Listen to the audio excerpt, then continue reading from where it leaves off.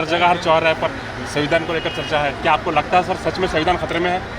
संविधान वाकई में खतरे में इस तरह से है कि एक एक आर्टिकल खत्म हो रहा है। जैसे निर्मला सीतारमण ने संसद के अंदर ही खड़े होकर कहा है कि अडानी अंबानी को देश बेचने का काम दोनों के माध्यम से हो रहा है। सर क्या आपको लगता है अपोजिशन कमजोर है सर हिंदुस्तान में? ऑब्वियसली कमजोर है, कमजोर नहीं है। हर जगह हर चौराहे पर संविधान को लेकर चर्चा है। क्या आपको लगता है सर सच में संविधान खतरे में है?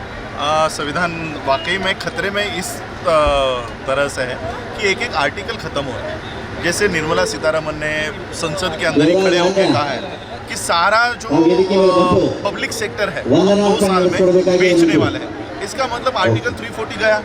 आर्टिकल 340 रिजर्वेशन के लिए है। रिजर्वेशन कहाँ पर है? पब्लिक सेक्टर में।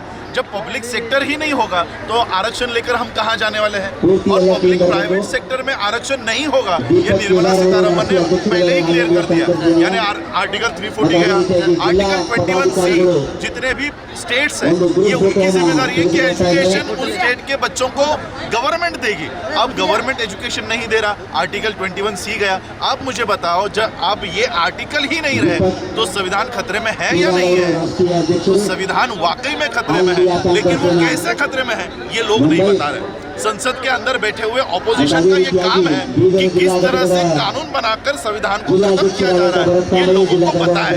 ये हमारा काम नहीं है, लेकिन ये काम हम लोगों को करना पड़ रहा है। ऑपोजिशन इस देश का सही में सोया हुआ है। सर क्या कोई साजिश है संविधान खत्म करने में? ये दोनों की मिलीभगत है। इन दोनों को अडानी और अंबानी के लिए काम करना है। यानी अगर मोदी सरकार में नहीं है और गांधी ऑपोजिशन में है और गांधी भी सपोर्ट में आता है तो भी वो अडानी अंबानी के लिए काम करने वाला है। तो ये अडानी अंबानी को देश बेचने का काम दोनों के माध्यम से हो रहा है। सर क्या आपको लगता है अपोजिशन कमजोर है सर हिंदुस्तान में? ऑब्वियसली कमजोर है, कमजोर नहीं है, लेकिन वो खुद से नाटक कर रही है, सोने का नाटक कर रही है। वो सोए हुए नहीं है, सोने का नाटक कर रही है। Thank you sir.